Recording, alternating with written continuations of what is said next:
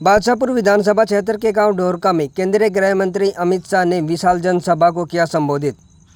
केंद्रीय गृह मंत्री अमित शाह ने बादशाहपुर क्षेत्र के गांव ढोरका में विशाल जनसभा से कांग्रेस पर जमकर हमला बोला। उन्होंने कहा कि इंदिरा गांधी, राजीव गांधी और सोनिया गांधी कांग्रेस पार्टी की 3 पीढ़ियों ने सेना का सम्मान नहीं किया।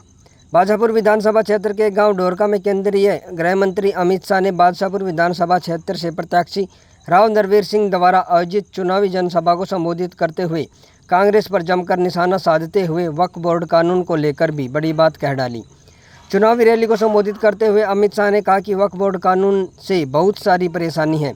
इस कानून को शीतकालीन सत्र में सुधार कर सही करने का काम करेंगे। केंद्रीय गृह मंत्री अमित शाह ने कहा कि इंदिरा गांधी, राजीव गांधी और सोनिया गांधी कांग्रेस की 3 पीढ़ियों ने सेना का सम्मान नहीं किया, 1 रैंक 1 पेंशन मांग को पूरा नहीं किया। प्रधानमंत्री नरेंद्र मोदी ने 1 रैंक 1 पेंशन की मांग को पूरा किया। 1 रैंक 1 पेंशन का तीसरा वर्जन भी पीएम मोदी ने लागू कर दिया है। अब नई तनख्वाह के साथ पेंशन मिलेगी। शाह ने कहा कि कांग्रेस नेता राहुल बाबा अमेरिका में जाकर आरक्षण समाप्त करने की अंग्रेजों से बात करते हैं। उन्होंने कहा कि बीजेपी ओबीसी और एससी आरक्षण को खत्म करने नहीं देगी। केंद्रीय गृह मंत्री अमित शाह ने कहा कि बीजेपी राज्य में हरियाणा में काफ़ी काम हुए हैं। रैली में उन्होंने भाजपा शासन के कार्य को विस्तार से गिनवाया। उन्होंने कहा कि कांग्रेस के राहुल बाबा झूठ बोलने की मशीन है। उनका कहना है कि अग्निवीर योजना इसलिए लाई गई है क्योंकि सरकार उन्हें पेंशन वाली नौकरी नहीं देना चाहती। अग्निवीर योजना सिर्फ हमारी सेना को जवान बनाए रखने के लिए बनाई गई है। मैं कहना चाहता हूं कि अपने बेटों को सेना में भेजने से संकोच ना करें। हर अग्निवीर को पेंशन वाली नौकरी मिलेगी। अमित शाह ने कहा, इंदिरा गांधी, राजीव गांधी और सोनिया गांधी सहित कांग्रेस पार्टी ने 3 पीढ़ियों ने सेना का सम्मान नहीं किया, 1 रैंक 1 पेंशन की मांग को पूरा नहीं किया। आपने पीएम मोदी को प्रधानमंत्री बनाया और 1 रैंक 1 पेंशन की मांग पूरी की। 1 रैंक 1 पेंशन का तीसरा वर्जन भी पीएम मोदी ने लागू कर दिया। अब नई तनख्वाह के साथ पेंशन मिलेगी। इससे पहले भाजपा प्रत्याशी पूर्व मंत्री राव नरवीर सिंह ने बादशाहपुर सहित चारों विधानसभा में कमल खिलाने की अपील की। इस कार्यक्रम में पटौदी के विधायक सत्यप्रकाश जरावता, रेवाड़ी से पूर्व विधायक रणधीर कापड़ीवास, भाजपा नेत्री गार्गी कक्कड़, चेयरमैन वीरेंद्र यादव सहित अनेक वक्ताओं ने अपने विचार रखे। आइए आपको सुनवाते हैं क्या कहा केंद्रीय गृह मंत्री अमित शाह ने। पहली बार हरियाणा में पूरे हरियाणा की 36 बिरादरी की चिंता करने वाली सरकार, एक सरकार आती थी जो एक जिले का विकास होता था और गुंडागर्दी बढ़ जाती।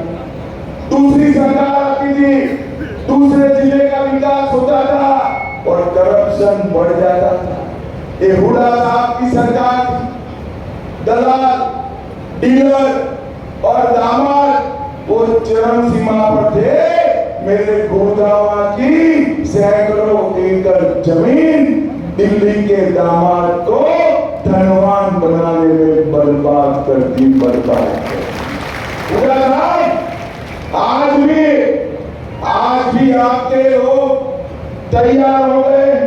अभी मैं व्हाट्सएप पर देख रहा था, एक प्रत्याशी कहता है मुझे विधायक बना दो, मेरे हर समर्थक को 50-50 नौकरियां दूंगा।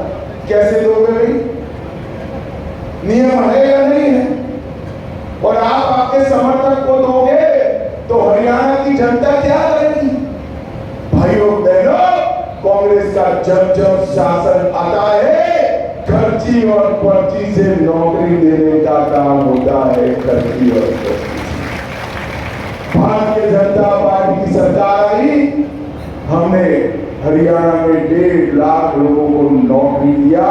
ना खर्ची ना पर्ची, कोई दलाल की जरूरत नहीं। कांग्रेस के जमाने में नौकरी देनी हो तो घूस देनी हो। इनके दल्ले आ जाते थे, दलाल आ जाते थे, घूस मांगते थे। भारतीय जनता पार्टी ने सरकार बनाकर ऐसा शासन दिया कि डाकिया 51 रुपए का सगुन लेकर युवाओं को अपॉइंटमेंट लेटर डाकिया ही दे जाता है कहीं जाने की। भाइयों बहनों, हमने तय किया है आप भाजपा की सरकार बना दो, हम 5 लाख युवाओं को, फिर से मैं कह रहा हूं, 5 लाख युवाओं को 5 साल में खर्ची और पर्ची के बगैर नौकरी देने का काम भारतीय जनता